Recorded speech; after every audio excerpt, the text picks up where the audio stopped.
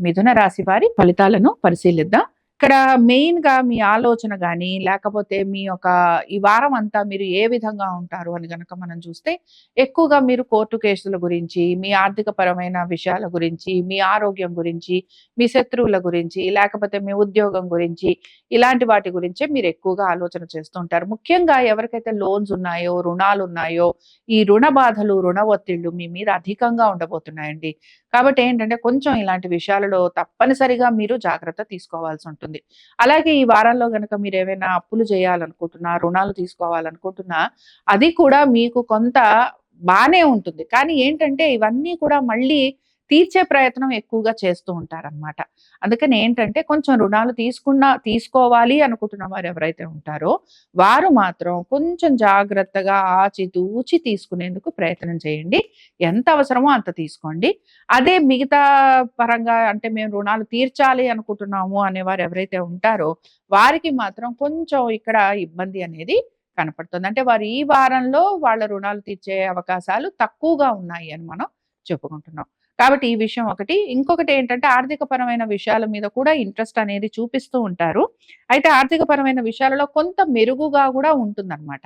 అంటే రుణాల ద్వారా మీకు ఆర్థికంగా మెరుగవటం, లేకపోతే మీకు మీరుగా సంపాదించుకోవటం, ఇలాంటివన్నీ కూడా కనపడుతున్నాయి. కానీ ఏంటంటే వారం అంతా కూడా దీని గురించి ఎక్కువగా ఆలోచన చేయటం, దీని గురించి ఎక్కువగా మదన పడటం, వీటి గురించి అలాగే మీ ఆరోగ్యం గురించి కూడా ఇక్కడ కొంత జాగ్రత్త అనేది ఖచ్చితంగా తీసుకోవాలి. దీంతో పాటు మరి మాకు మిగతా విషయాలు ఎలా ఉంటాయనంటే, ఈ వారం అంతా కూడా ఉద్యోగానికి సంబంధించి, అలాగే మీ భార్యాభర్తల సంబంధ బాంధవ్యాల గురించి, మీ కుటుంబం గురించి, వీటి గురించి మీరు ఎక్కువగా ఆలోచన చేయటం అనేది కనపడుతోంది.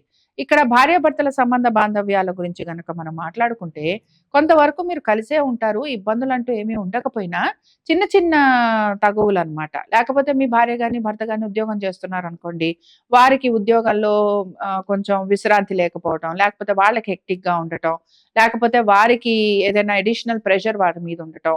ఇలాంటి వాటి వలన ఏంటంటే ఏదో ఒక చిన్న చిన్న సమస్యలు అనేవి మీకు ఎక్కువగా కనపడుతూ ఉంటాయి. అందుకని దాన్ని అలా ఆలోచించాలే తప్ప విడిపోతామేమో, లేకపోతే మేమింక కలిసుండమేమో అలా అనుకోకండి.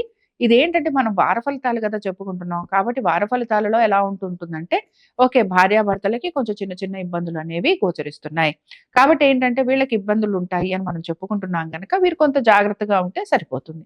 తర్వాత విషయం ఏమిటి? ఇది మెయిన్‌గా వీళ్ళ ఒక ఆస్తిపాస్తుల గురించి గూడా. ఈ భార్యాభర్తలు కలిసి ఆస్తిపాస్తులు అమర్చుకునేందుకు కూడా ప్రయత్నం అనేది చేస్తూ ఉంటారు.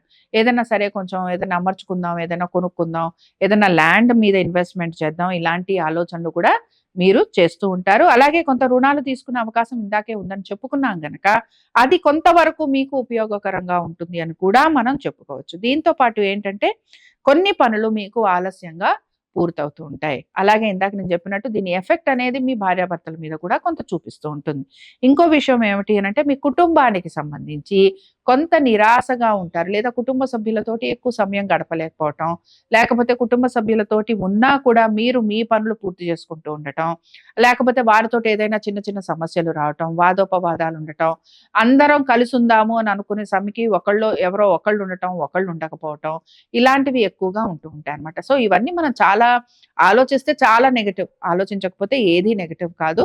కాబట్టి ఏంటంటే ఇట్లా ఉండబోతోంది అని మనం అనుకుంటున్నాం గనక, ఈ విషయాలలో మీరు కొంచెం జాగ్రత్తగా, నెమ్మదిగా ఉంటే మీకు పరిష్కారం కూడా చాలా ఈజీగా దొరుకుతూ ఉంటుంది. దీంతో పాటు ఇంకా ఇది కంటిన్యూ అవుతుందనమాట. అందుకని ఏంటంటే మీకింక ఈ వారం అంతా కూడా ఇదే విధంగా ఉండబోతోంది. అందుకని మిథున రాశి వారు మాత్రం ఖచ్చితంగా రుణ విమోచక అంగారక స్తోత్రం చదవండి.